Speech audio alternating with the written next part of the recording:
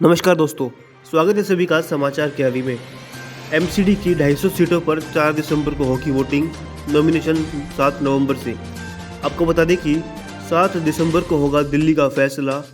तारीखों की यदि बात करें तो चुनाव के लिए नोटिफिकेशन 7 नवंबर, नॉमिनेशन की प्रक्रिया 7 नवंबर को शुरू होगी।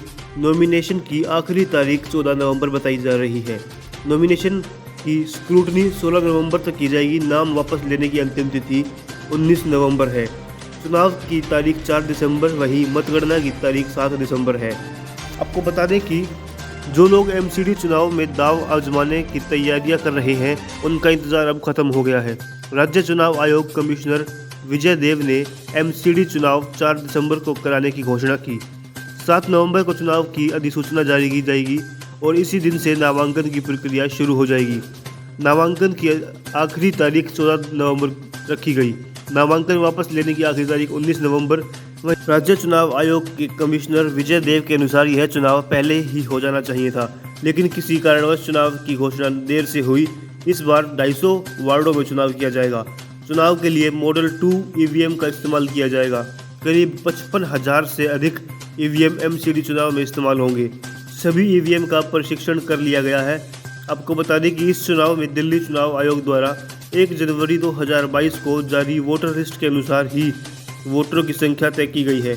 इसमें कुल वोटर की संख्या 1,46,73,847 है, लेकिन ऐसा नहीं है कि जिनके बाद में वोटर आईडी बने हैं वह वोट नहीं डाल सकेंगे। नॉमिनेशन से पहले तक जितने वोटर कार्ड बने हैं वह वोट दे सकेंगे। आपको बता दें कि तीनों पार्टियों के लिए चुनौतीपूर्ण रहेगा यह चुनाव। जी हाँ, नगर निगम चुनाव के ऐलान के बाद बीजेपी, आम आदमी पार्टी के साथ ही कांग्रेस ने भी अपनी जीत का भरोसा जताया, लेकिन असलियत यह है कि तीनों ही पार्टियों के लिए यह चुनाव बेहद चुनौतीपूर्ण भरा है। 3 बार से लगातार निगम में काबिज बीजेपी तो इस बार फिर से सत्ता हासिल करने की कोशिश में है, लेकिन इस बार आम आदमी पार्टी से तगड़ी चुनौती मिल रही है। यही वजह है कि इस बार गुजरात और हिमाचल प्रदेश विधानसभा चुनाव के बीच ही नगर निगम के चुनाव का ऐलान भी एक बड़े दाव के रूप में देखा जा रहा है। दिल्ली में 1997 के बाद अब तक हुई 5 नगर निगम चुनाव से एक बार छोड़कर 4 बार बीजेपी ही जीती है।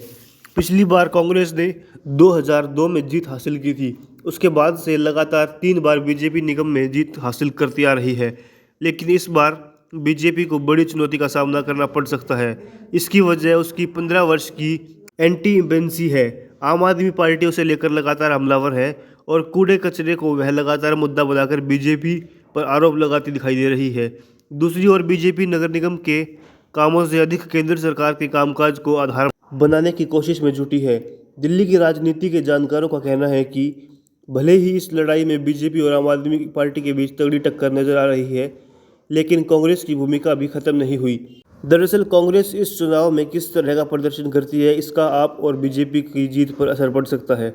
2017 में जब निगम चुनाव हुए थे, उससे पहले 2015 में आम आदमी पार्टी क्लीन स्वीप कर चुकी थी, लेकिन निगम चुनाव में वह बीजेपी को इसलिए मात नहीं दे सकी क्योंकि कांग्रेस बहुत कमज़ोर नहीं थी।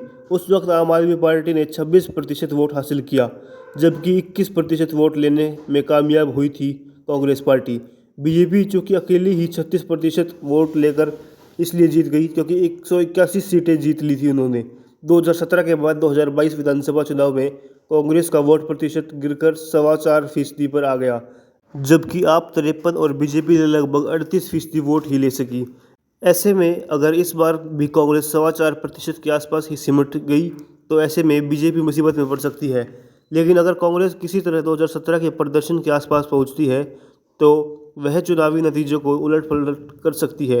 हालांकि हाल ही में हुए राजेंद्र नगर विधानसभा चुनाव में कांग्रेस का जो प्रदर्शन बेहद निराशाजनक रहा है, वह अपनी जमानत भी नहीं बचा सकी।